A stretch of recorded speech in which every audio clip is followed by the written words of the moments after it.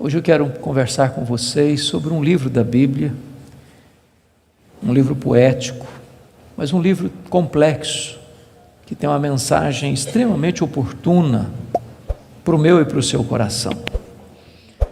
E a minha oração é que a história deste livro, que a história desse personagem, nos encoraje, nos abençoe, nos fortaleça. Por isso eu quero convidar você para abrir sua Bíblia comigo no livro de Jó, no capítulo 1. Jó, capítulo 1.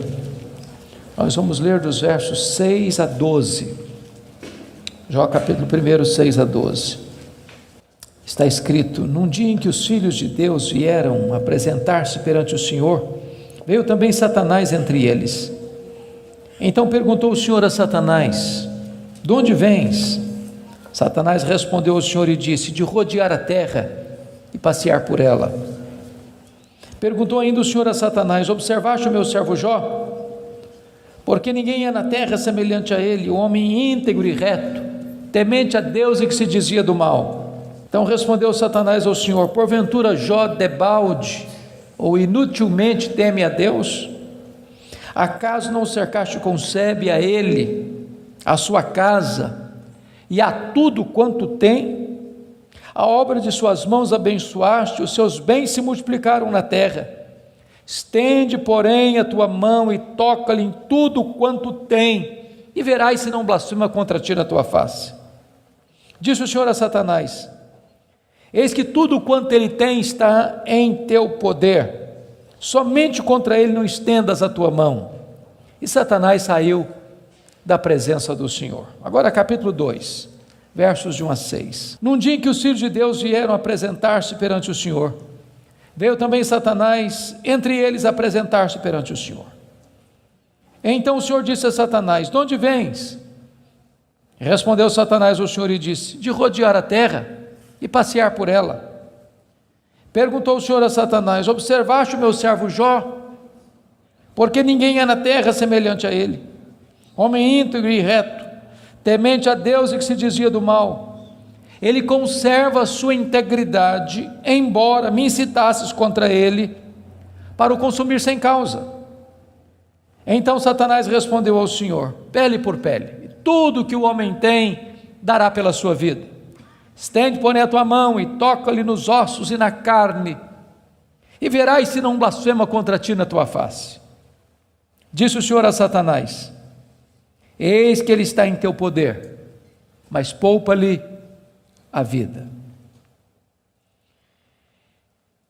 Irmãos, esse texto registra este episódio da reunião de Deus com seus filhos, e eu quero crer que aqui são os anjos.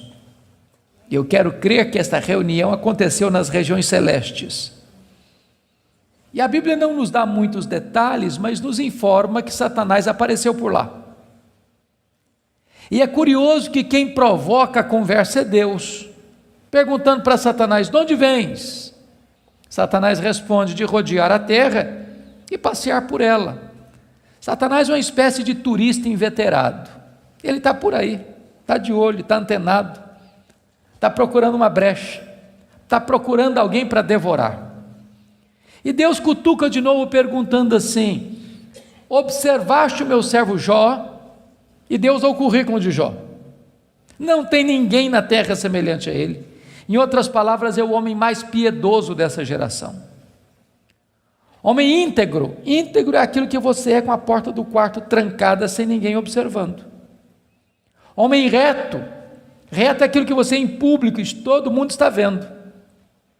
Homem temente a Deus, princípio da sabedoria. Homem que se desvia do mal, deliberadamente santo.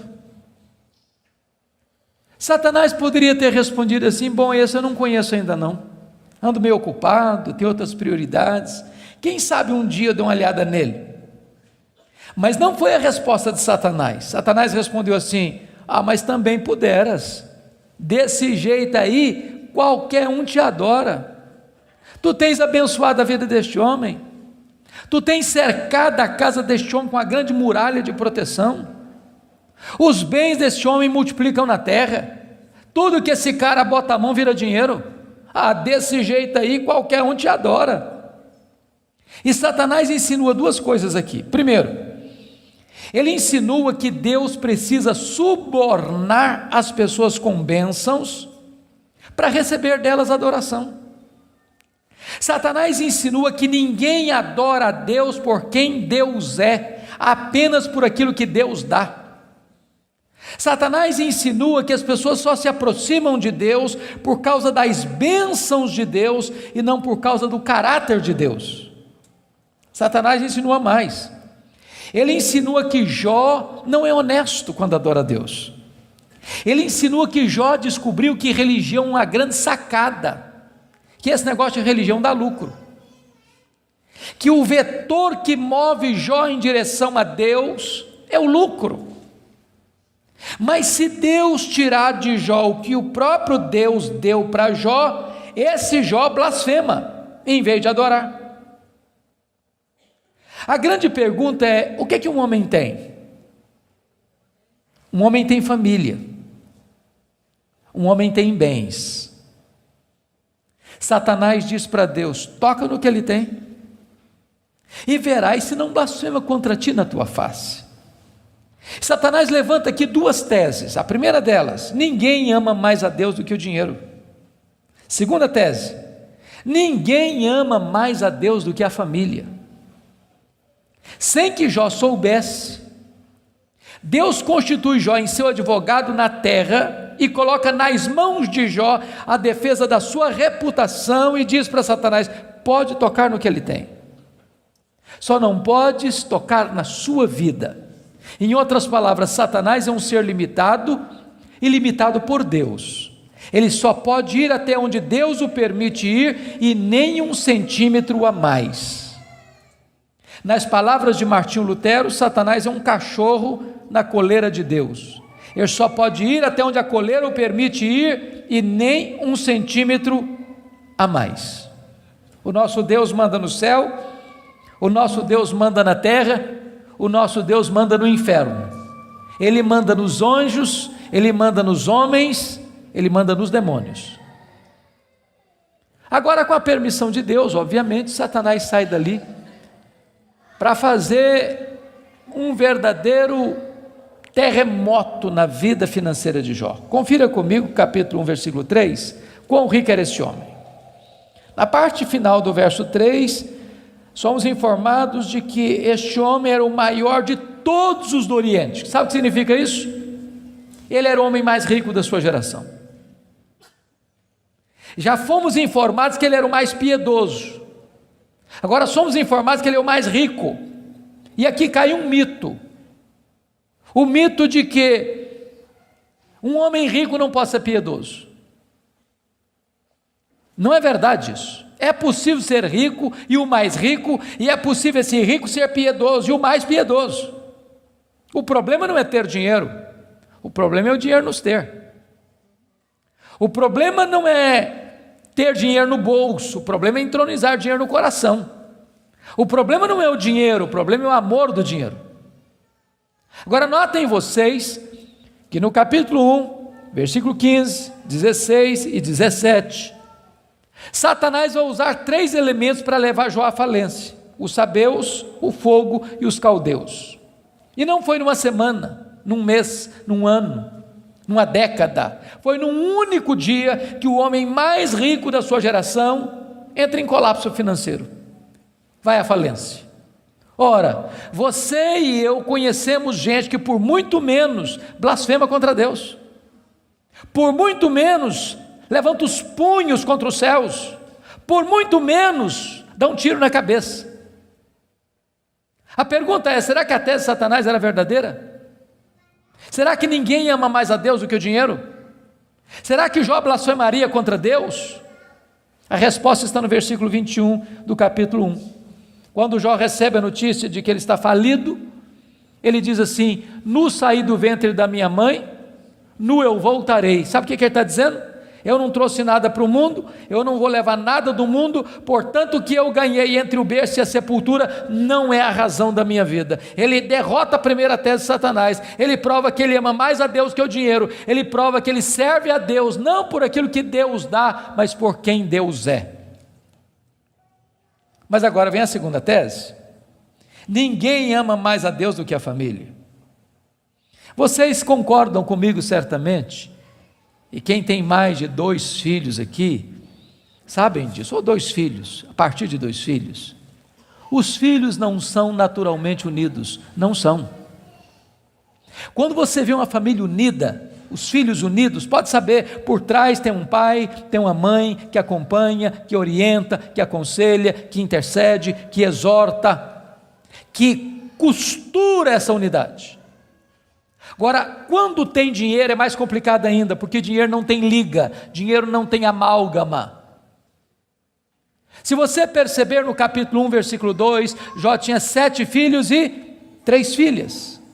E você nota que os filhos de Jó eram unidos, caminhavam juntos, celebravam juntos, festejavam juntos. Mas por que esses filhos são unidos? Capítulo 1, versículo 5 responde: porque Jó era um pai que orava pelos filhos, já era um pai que chamava os filhos para exortá-los, já era um pai que levantava sacrifícios em favor dos seus filhos. Ele estava preocupado com a salvação deles, com a santificação deles, com a piedade deles, e a preocupação de Jó não era apenas com a reputação dos filhos, que eles pecassem contra Deus no seu coração. Jó estava mais preocupado com a glória de Deus do que com a reputação dos filhos.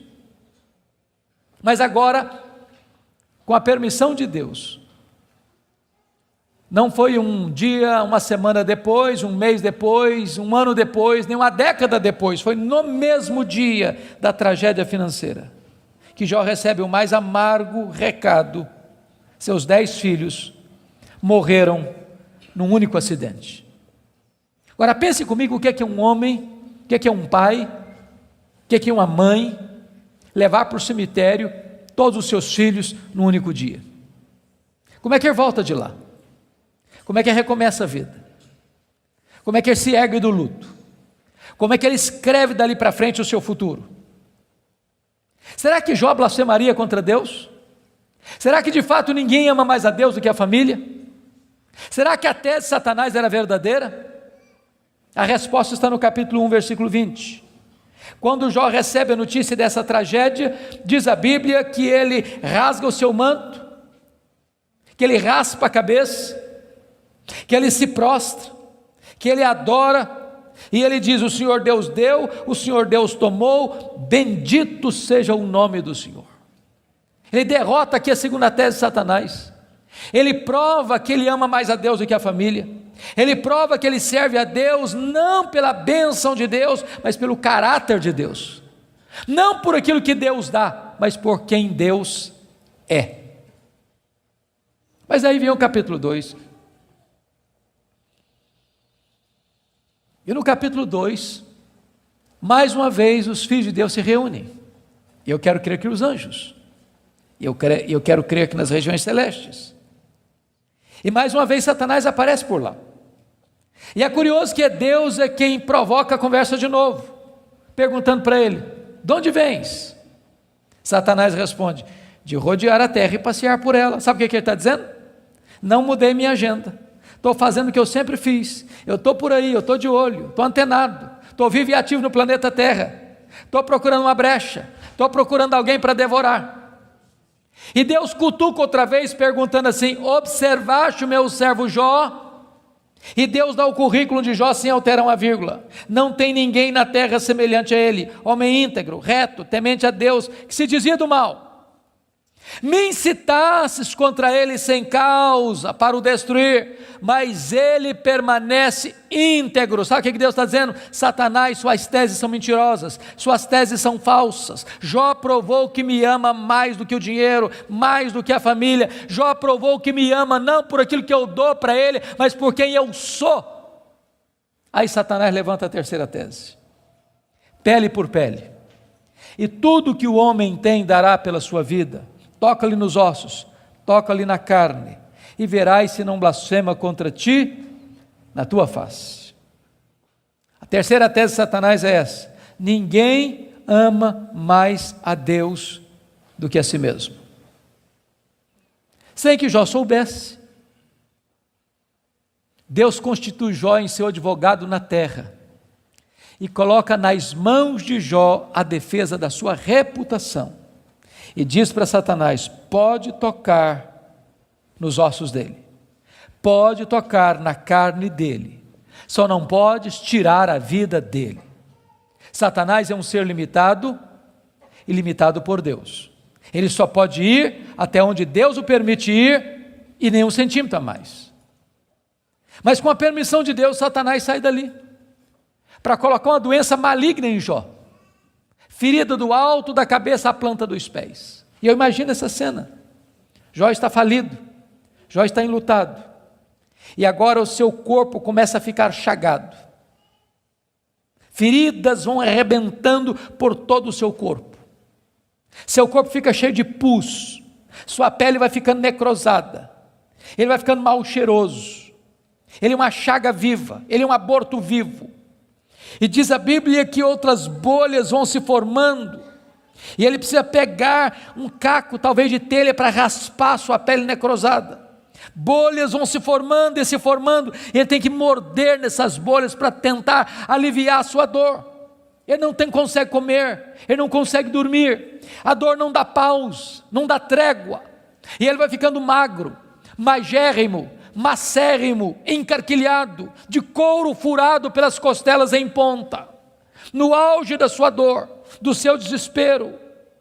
A sua mulher olha para ele, um espectro humano, uma chaga viva, se revolta contra Deus e diz: ainda conservas a tua integridade, Jó? Amaldiçoa o teu Deus e morre. Deus não é digno de ser adorado no sofrimento, acaba com isso, tenha hombridade e coragem de dar cabo da sua vida. E Jó responde para ela no capítulo 2, verso 10: tu falas como uma louca, nós temos recebido o bem de Deus, não receberíamos também o mal?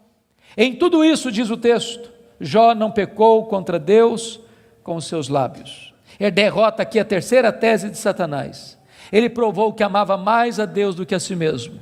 Ele provou que ele servia a Deus não por aquilo que Deus dá, mas por quem Deus é. Mas confira comigo capítulo 2, versículo 11. Aí vieram os amigos. Ele faz Bildade e Zofar. Combinaram ir juntamente condoer-se de Jó, para consolá-lo. Diz o verso 12 que eles levantaram de longe os olhos, não reconheceram Jó. Eles ergueram a voz e choraram, cada um rasgou o seu manto, lançou pó sobre a cabeça. Sentaram-se com Jó na terra 7 dias e 7 noites. Nenhum lhe dizia palavra alguma, pois viam que a dor de Jó era muito grande. E eu quero fazer uma pergunta para você. Esses homens eram amigos de Jó? Esses homens eram amigos de Jó? É claro que eram. É claro que eram. Qual foi o problema desses homens? O problema desses homens é que num dado momento eles começaram, entre aspas, a fazer teologia. Eles começaram a lucubrar. Eles começaram a desenvolver uma espécie de lógica simples. E a lógica deles era essa: toda causa tem um efeito e todo efeito tem uma causa. Eles pensaram, para Jó estar sofrendo, ele deve ter feito coisa errada. Mas para ele estar sofrendo muito, ele deve ter feito muita coisa errada. Mas eles não só pensaram, eles falaram. Mas eles não só falaram, eles falaram para Jó. E eles assacaram contra Jó os mais pesados libelos acusatórios. Chamaram Jó de adúltero, chamaram Jó de ladrão, chamaram Jó de louco. Falaram para Jó que Deus havia matado os filhos dele por causa da loucura dele. Falaram para Jó que ele tinha ficado rico porque tinha roubado os órfãos e as viúvas. E eles foram massacrando Jó. E eles foram cravejando Jó com as suas setas mais venenosas. E eles foram esmagando Jó com as suas críticas mais desumanas e cruéis. Eles foram passando Jó debaixo do rolo compressor da impiedade. O que é que Jó fez? O que você e eu faríamos? Ele começa a perguntar assim para Deus: por que, meu Deus? Mas por que que eu estou sofrendo? Mas por que que a minha dor não cessa? Mas por que que os meus filhos morreram? Mas por que que eu não morri no ventre da minha mãe? Mas por que que eu não morri ao nascer? Mas por que que os seios da minha mãe não estavam murchos de leite para eu morrer de fome? Mas por que que o Senhor não me mata de uma vez? Ele levantou os céus 16 vezes esta mesma pergunta: por quê, por quê, por quê, por quê? Ele levantou aos céus 34 queixas contra Deus. Sabe qual foi a resposta de Deus para ele? O total silêncio. Nenhuma palavra, nenhuma explicação, nenhuma luz no fim do túnel, nenhum sinal do seu favor. E eu posso garantir a vocês que pior do que sofrer é sofrer sem explicação. O silêncio de Deus grita mais alto nos nossos ouvidos do que o barulho mais ruidoso das circunstâncias mais adversas. Se vocês não estão notando, Jó está sendo golpeado por todos os lados. Ele está sendo encurralado, emparedado, entrincheirado por circunstâncias medonhas. Ele está sendo golpeado nas 5 áreas mais importantes da vida. Por exemplo, área financeira. O homem mais rico vai à falência. Segundo, a saúde. Um homem saudável vira uma chaga aberta. Terceiro, o casamento. Na hora que esse cara mais precisava do apoio da mulher dele, ela disse assim para ele: morre, homem, mas morre logo. Chega, para com isso, morre. Quarta área, os filhos. Irmãos, não é natural pai enterrar filhos. Não é natural. Não é natural. Um dia um médico que acabara de sepultar o seu filho caçula, disse para mim com lágrimas nos olhos: pastor, eu não aceito isso, o meu filho ter furado a fila. Isso não é natural. Quinta área que Jó está sendo golpeado: as amizades. Aqueles que vieram para serem consoladores e aplicarem um azeite terapêutico do refrigério, aplicam-lhe o vinagre das críticas mais amargas.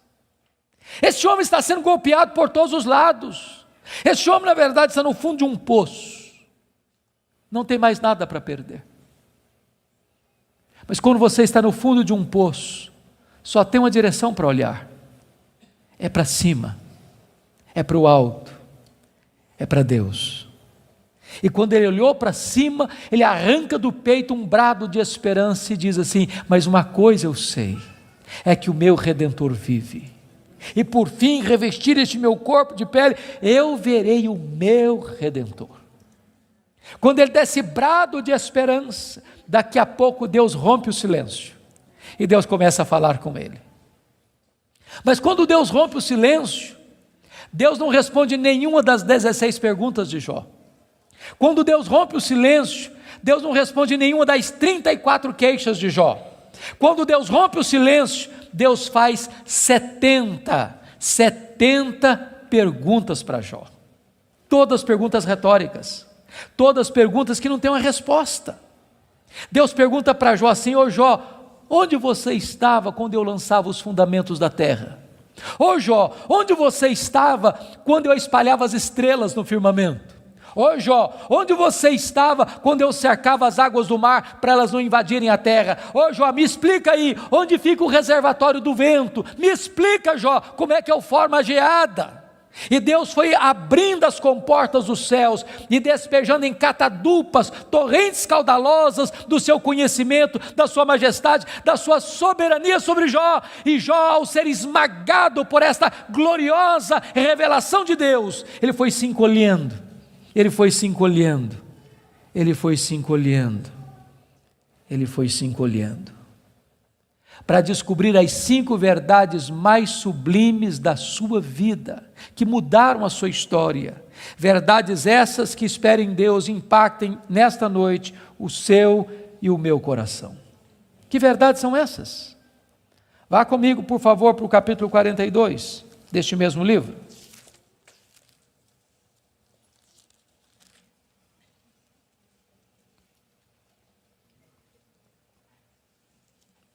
A primeira verdade que mudou a história de Jó, irmãos, está aqui no capítulo 42, versículo 1 e versículo 2. Então respondeu Jó ao Senhor: bem sei que tudo podes. Primeira coisa que ele descobre é a onipotência de Deus. Deixa eu dizer uma coisa para você maravilhosa. Você e eu temos impossibilidades intransponíveis. Intransponíveis. Eu gosto muito de ler. Procuro visitar uma livraria pelo menos uma vez por semana, para ver o que está saindo. Você sabe que no Brasil e no mundo, os dois tipos de livros que mais são publicados, primeiro são livros de autoajuda. Depois, livros que ensinam você a ficar rico rápido. São os livros que mais são publicados. Toda semana tem livro novo nessa área. E esses livros dizem assim para você: você tem a força, você é capaz, você tem o poder, você é um gigante, há poder nas suas palavras, basta você fazer cócega no seu interior e levantar-se-á daí um gigante. Sabe o que a Bíblia diz? Exatamente o contrário disso. A Bíblia diz que você e eu somos fracos, mas muito fracos. Por exemplo, nós temos fraquezas físicas. Hoje, gente, gostando ou não, querendo ou não, o tempo vai esculpindo algumas rugas no nosso rosto, indisfarçáveis. De vez em quando um cosmético ajuda. Daqui a pouco uma cirurgia plástica dá uma boa melhorada. Mas chega uma hora que nem Pitangui e a sua equipe dão mais jeito. As pernas ficam bambas, os joelhos trôpegos, as mãos descaídas, os olhos embaçados, e diz os entendidos que cada fio de cabelo branco que brota na sua cabeça é a morte chamando você para um duelo. E eu acho até um exército acampado ao meu redor. Nós temos fraquezas físicas.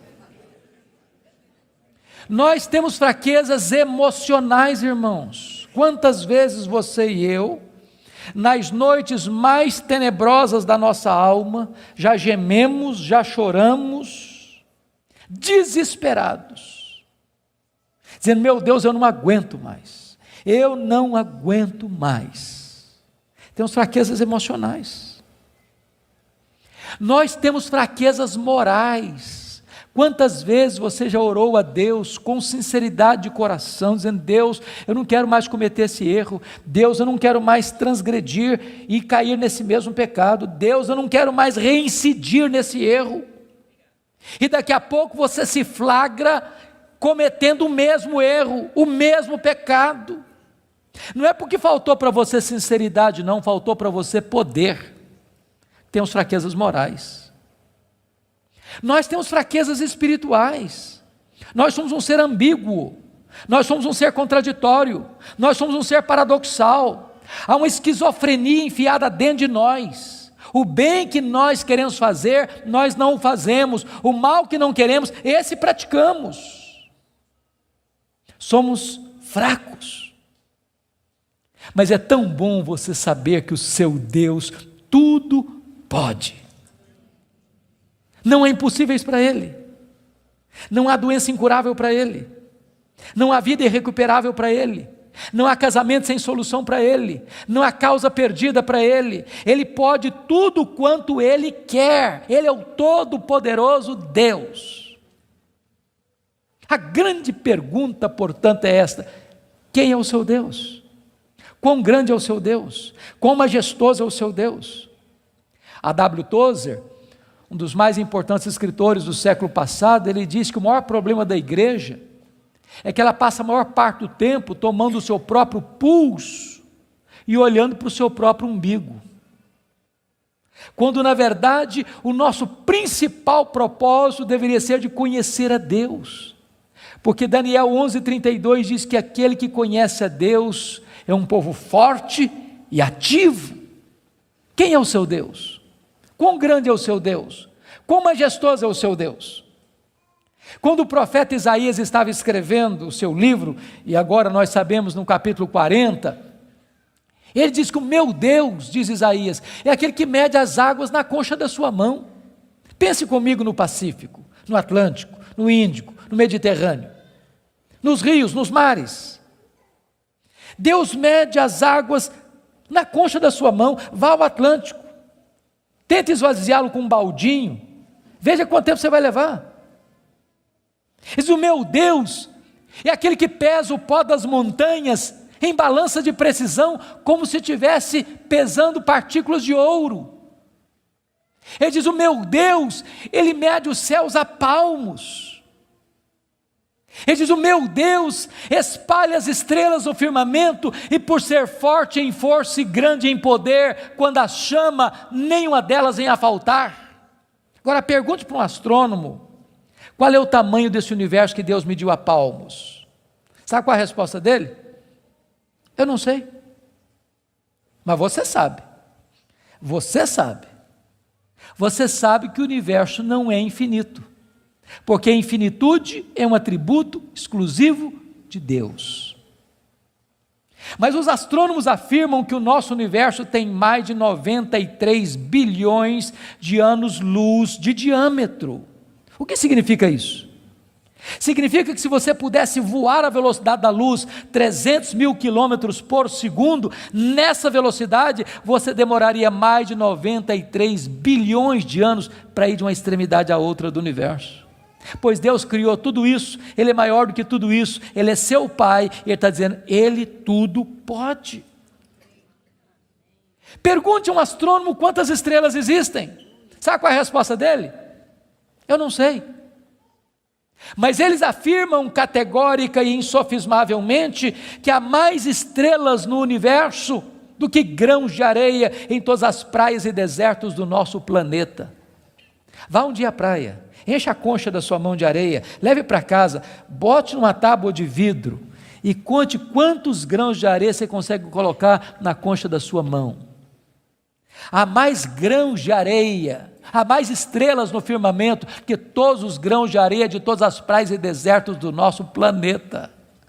Deus não apenas criou todas elas, Deus conhece cada uma delas pelo nome. E por ser forte em força e grande em poder, quando as chama, nenhuma delas vem a faltar. Este é o seu Deus, Ele tudo pode. Mas não é apenas o macro-universo que nos impressiona, não, o micro também. Se você for hoje na sua casa, lá no quintal ou na varanda que tem uma planta, tire lá uma folha, por mais tenra e delgada que ela seja, ela é tão complexa quanto a região metropolitana da Grande Campinas. Chegue em casa hoje, vá na geladeira, pega um ovo, quebre numa frigideira. Aquela gema é mais complexa do que qualquer máquina que o homem jamais inventou.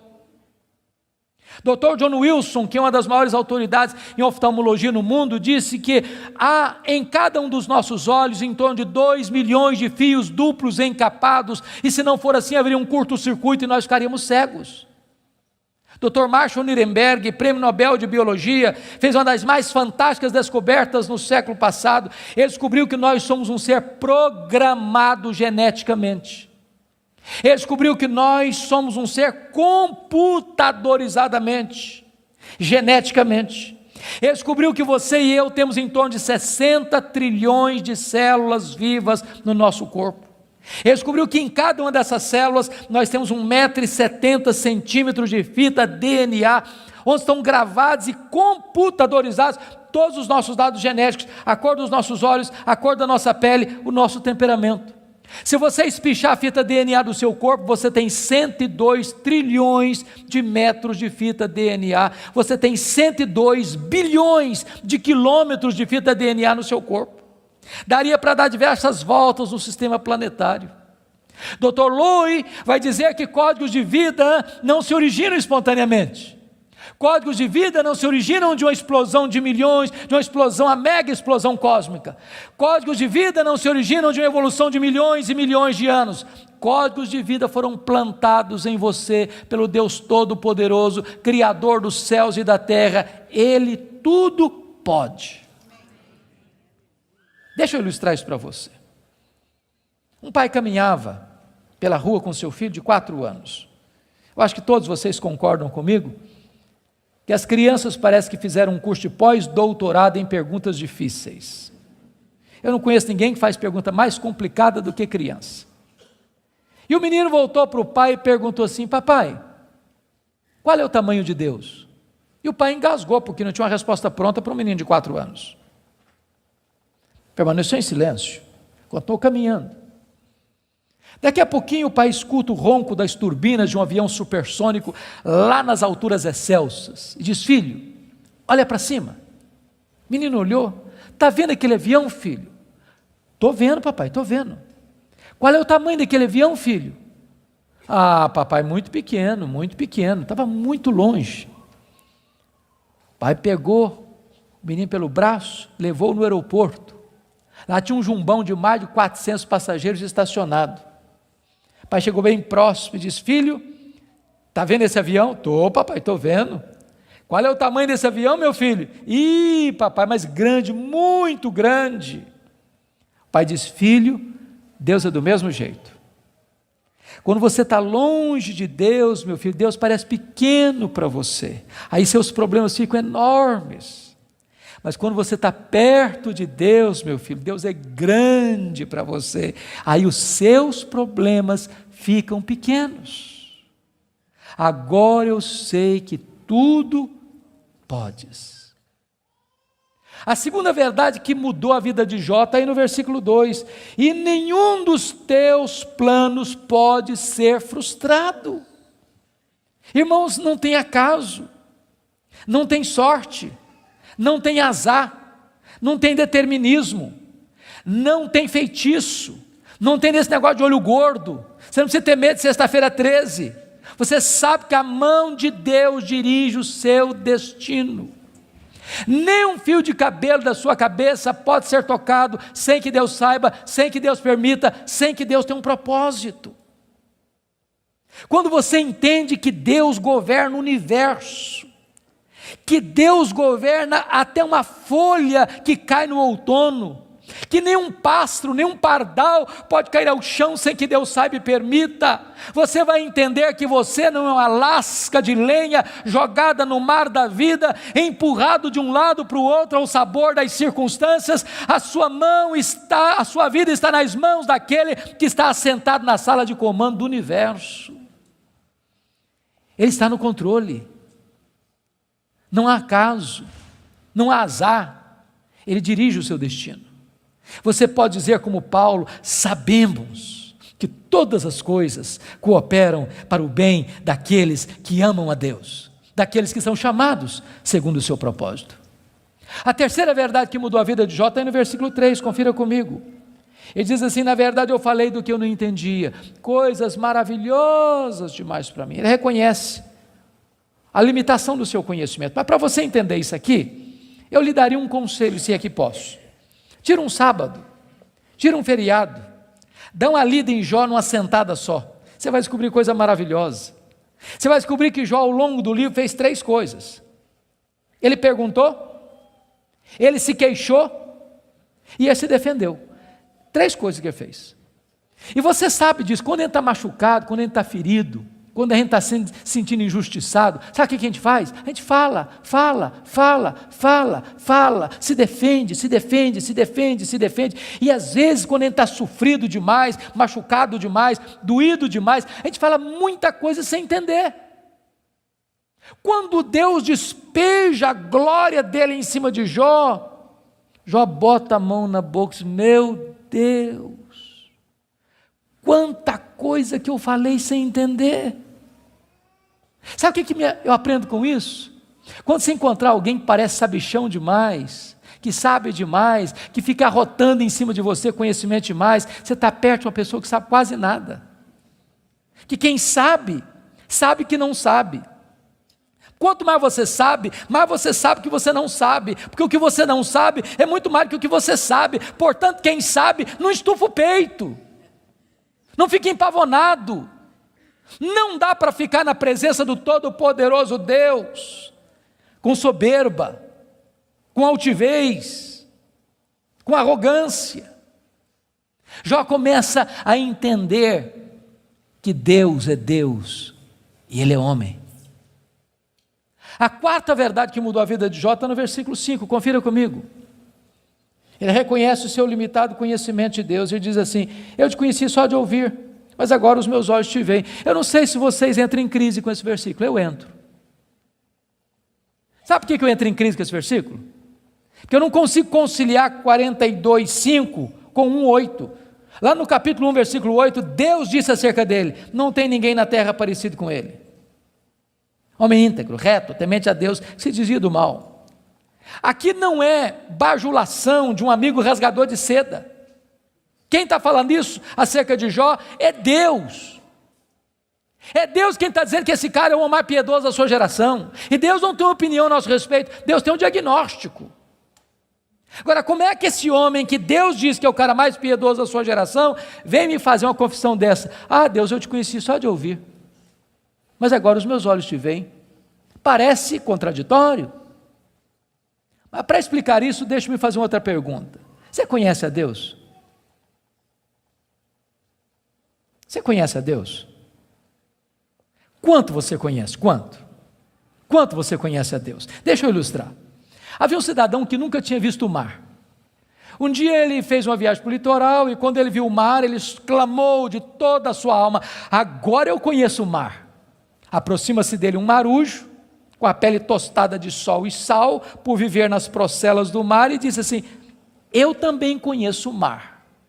Qual a diferença entre eles? Você conhece a Deus? Quanto você conhece a Deus? Por exemplo, João 17,3 diz assim: e a vida eterna é esta, conhecer a Deus e a Jesus Cristo a quem enviaste. Sabe o que é a essência da vida eterna? É conhecer a Deus. Sabe o que você vai fazer no céu depois que você tiver 1000 anos lá na glória? Você vai estar conhecendo a Deus. Sabe o que você vai estar fazendo no céu depois que você tiver 1 milhão de anos lá na glória? Você vai estar conhecendo a Deus. Sabe o que você vai estar fazendo no céu depois que você tiver 1 bilhão de anos lá na glória? Você vai estar conhecendo a Deus. Nem toda eternidade será suficiente para você esgotar o conhecimento de Deus, porque Deus é inesgotável em seu ser. Às vezes a gente pensa que o céu vai ser monótono. Há poucos dias um adolescente se aproximou de mim e disse assim: pastor, eu não quero ir para o céu não. Eu falei: você está ficando maluca, menina? Não, não quero ir não. Eu falei: mas então me explica esse negócio aí, ué. Ela me diz: ah, pastor, a ideia de céu que eu tenho é que eu vou estar sentado numa nuvem branca, com a harpa na mão, cantando. Ah, não aguento essa vida inteira não. Ah, não, eu quero coisa diferente para a minha vida. Deixa eu dizer para você, o céu é dinâmico. Nós vamos conhecer a Deus, nós vamos amar a Deus, nós vamos fruir a Deus, nós vamos glorificar a Deus.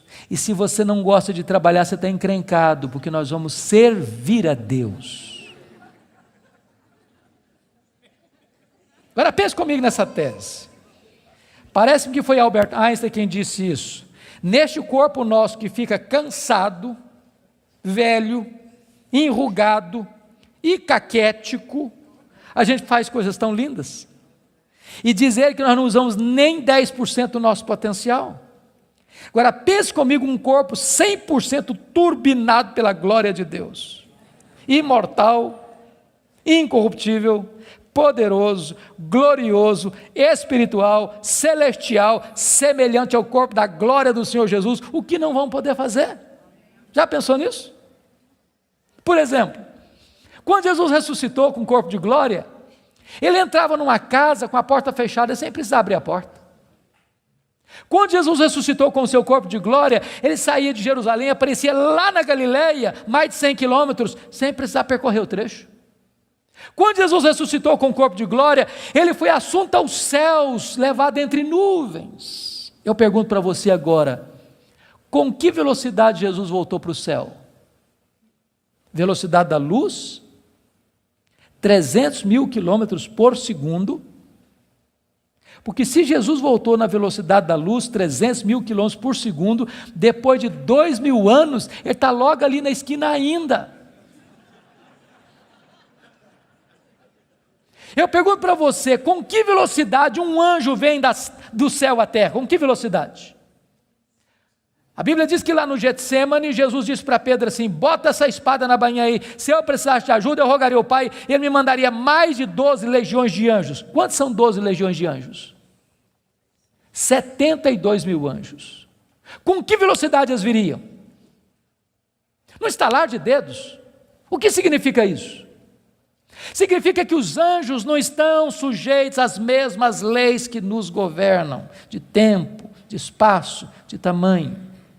A Bíblia diz que nós vamos ser como os anjos, não no sentido de que não teremos um corpo, mas vamos viver na mesma dimensão. Nós vamos habitar e reinar com Cristo nos novos céus e na nova terra.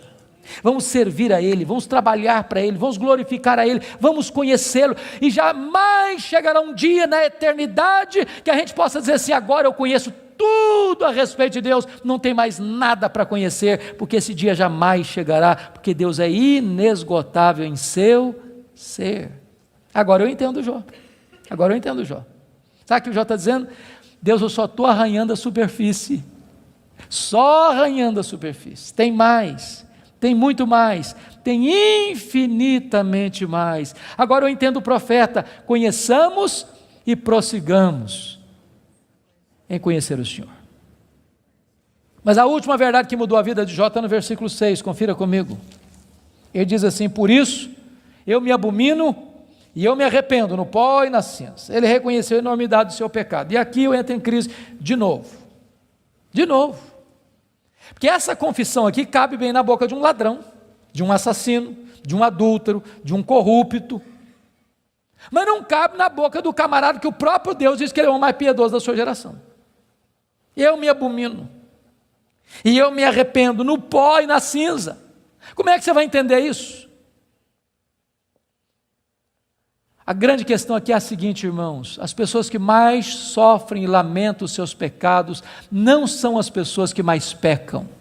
As pessoas que mais choram, lamentam e confessam os seus pecados são as pessoas que mais perto de Deus andam. Quem anda longe de Deus nem consciência de pecado tem. Eu estava pregando final do ano passado no Hospital Cruz Azul em São Paulo, e a Eleni Vassão, que é capelã, me disse: nós lidamos com uma situação muito triste agora, recente. Eu perguntei: o que foi, Eleni? O que aconteceu? Ela me disse que chega no hospital uma moça com seus pais, com hemorragia muito severa, e quando o médico foi examinar aquela moça, o médico disse: essa menina acabou de ter um bebê, essa moça acabou de ter um bebê. E a moça protestou, falou: não, o senhor está enganado, eu não estava grávida não. Os pais disseram: não, essa moça não estava grávida. E o médico radicalizou: pois essa moça acabou de ter um bebê. E a família inteira negou. E o médico radicalizou de novo: tragam-me o bebê, senão eu denuncio o fato à polícia. Daqui meia hora, chegou um bebê morto numa caixa de isopor. Helene disse: pastor, nenhum sintoma de culpa, nem nos pais, nem na moça, nenhum sofrimento.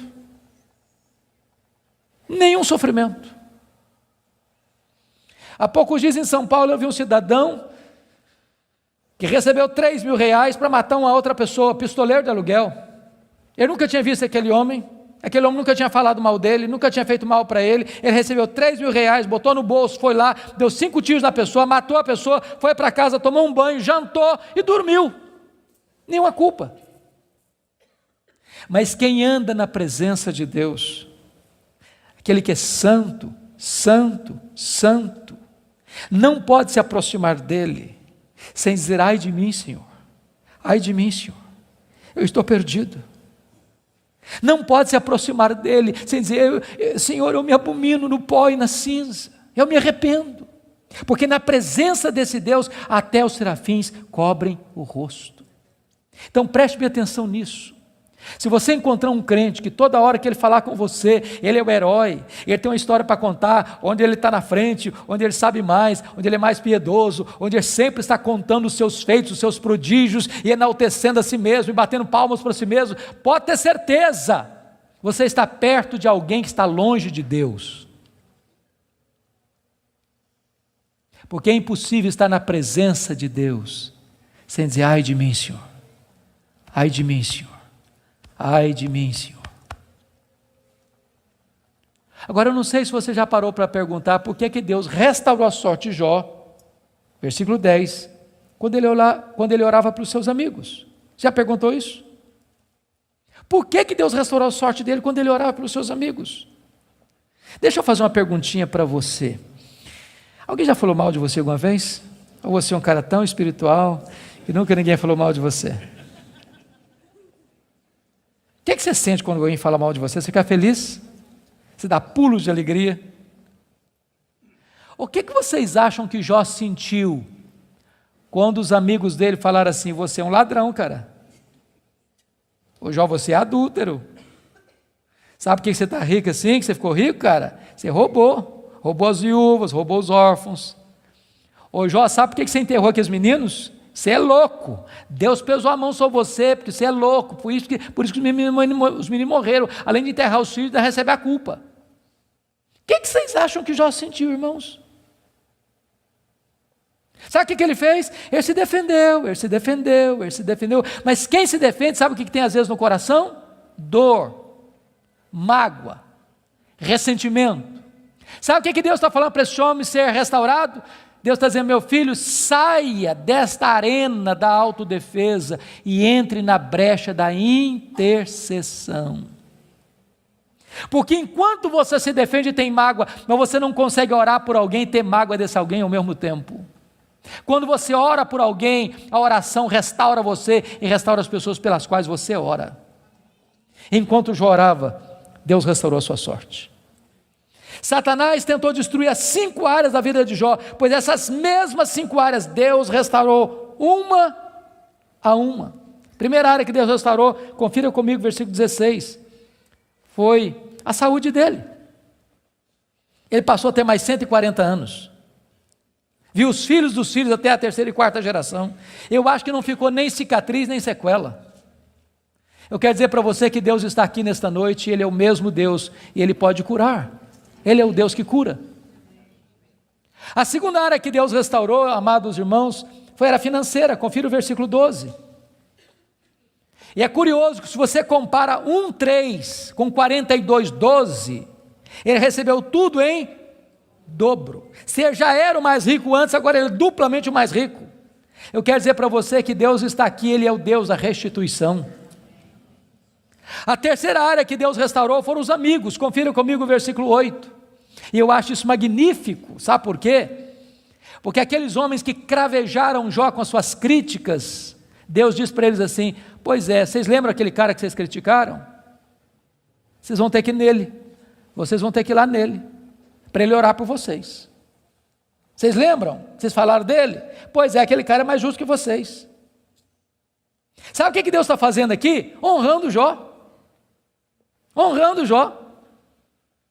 Eu vou dizer uma frase aqui hoje, se vocês guardarem essa frase, eu me dou por satisfeito essa noite. É muito simples, mas é a síntese do que eu estou falando. Cuida da tua piedade, e Deus cuidará da tua reputação. Você não tem que se defender, você tem que orar, porque quando você ora, Deus defende você. Quando você leva Deus a sério, as pessoas que criticaram você vão ter que voltar a você e mudar de opinião a seu respeito. Deus restaurou Jó, Deus restaurou os amigos de Jó. A quarta área que Deus restaurou foi o casamento. Agora pense só um pouquinho comigo, só um pouquinho. Quando Jó estava numa magrela, a mulher dele disse assim: morre homem, morre logo cara, morre. Agora o Jó está curado, cheio da grana, no topo da pirâmide. Se fosse hoje, o que vocês acham que Jó faria?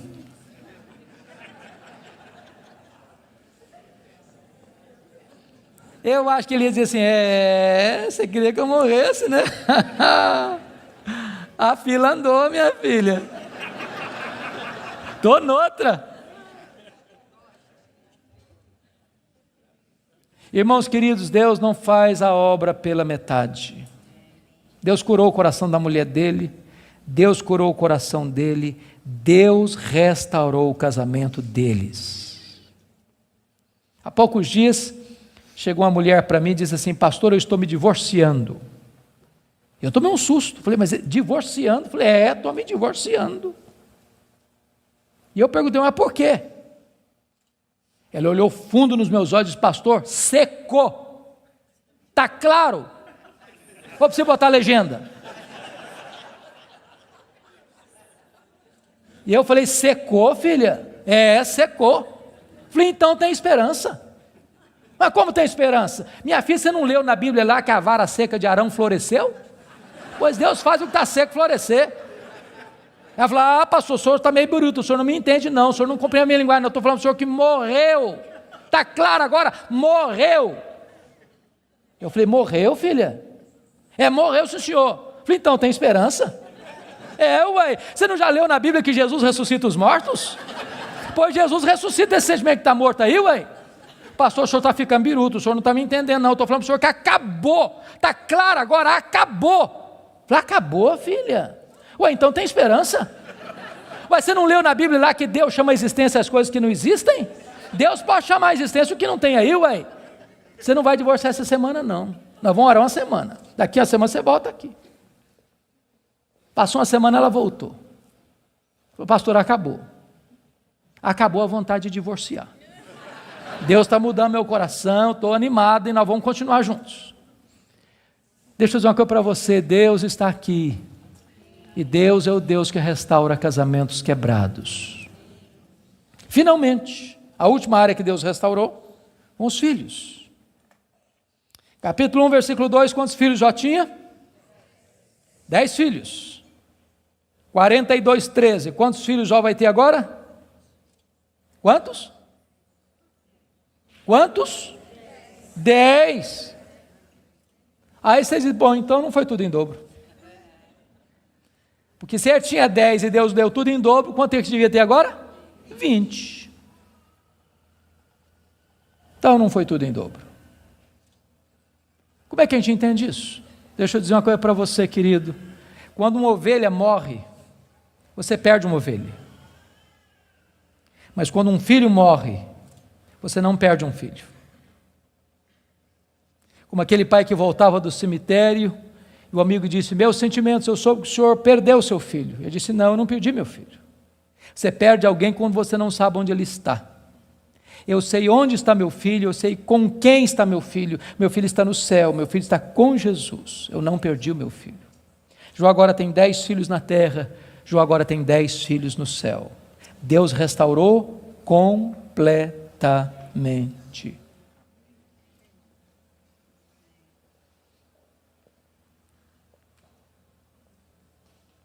Sabe qual era a intenção de Satanás? Colocar Jó longe de Deus. Sabe o que Satanás conseguiu? Colocar Jó mais perto de Deus. Sabem por quê? Porque os planos de Deus não podem ser frustrados. Que grande Deus nós temos. Que maravilhoso Deus nós temos. Que majestoso Deus nós temos. Você e eu fomos criados para a glória de Deus. Você e eu vivemos para a glória de Deus. A vida não faz sentido longe de Deus. Ele é a razão da nossa vida. Ele é o nosso Criador, Ele é o nosso provedor. Ele é o nosso sustentador. Ele é o nosso consolador. Ele é o nosso restaurador. Ele é o nosso redentor. Ele é a nossa herança. Ele é a nossa paz. Ele é a nossa justiça. Ele é a nossa alegria. Ele é o nosso tesouro. Ele é tudo para nós. A vida sem Ele não tem graça, não tem sentido. Você tem um vazio dentro de você com o formato de Deus. E só Deus pode preencher esse vazio. Adore este Deus. Curve-se diante dEle. Renda-se a Ele. Ele está no controle do universo, mas Ele está no controle da sua vida. Nada, nem ninguém pode frustrar o plano dEle na sua história, na sua vida. Eu quero orar por você nesta noite. Se você deseja que Deus se manifeste a você, e você quer colocar sua vida nas mãos dEle, onde você está? Fique em pé. Ó Deus, nós te adoramos nesta noite, porque só Tu és Deus, o Todo-Poderoso Deus, o Deus que não é forjado por mãos humanas, o Deus que não foi criado pela imaginação dos homens, o Deus que é, o Deus eterno, o Deus criador, sustentador da vida, o Deus da nossa salvação. Tu estás aqui neste lugar, ó Deus, e nós te rogamos que Tu sondes os nossos corações, que Tu olhes para nós, que Tu nos visites, que Tu nos restaures. E se porventura entrou alguém aqui, Deus, sem Te conhecer como Deus pessoal, que esta seja a noite da reconciliação contigo, a noite da salvação, a noite da restauração. Se alguém entrou aqui, Deus, passando crises na vida financeira, na saúde, no casamento, na relação com os filhos, na relação com os amigos, que essa seja uma noite de cura e de restauração. Se alguém entrou aqui, Deus, cheio de perguntas e de queixas, sem respostas, que nesta noite Tu te reveles a este coração, dando respostas aos céus, que aliviem a alma, que aquietem o coração. Conceda a Tua graça sobre o Teu povo, derrama sobre nós a luz do Teu rosto. Queremos viver para Te conhecer, para Te honrar, para Te exaltar, para nos deleitarmos em Ti, porque Tu és a fonte de todo o nosso prazer. Glória ao Teu nome, pela Tua palavra, glória ao Teu nome, pela Tua igreja, glória ao Teu nome, pelas famílias aqui presentes, glória ao Teu nome, por esse tempo precioso de culto. Nós Te adoramos, na pessoa do Teu Filho, nosso Redentor. Aleluia. Amém.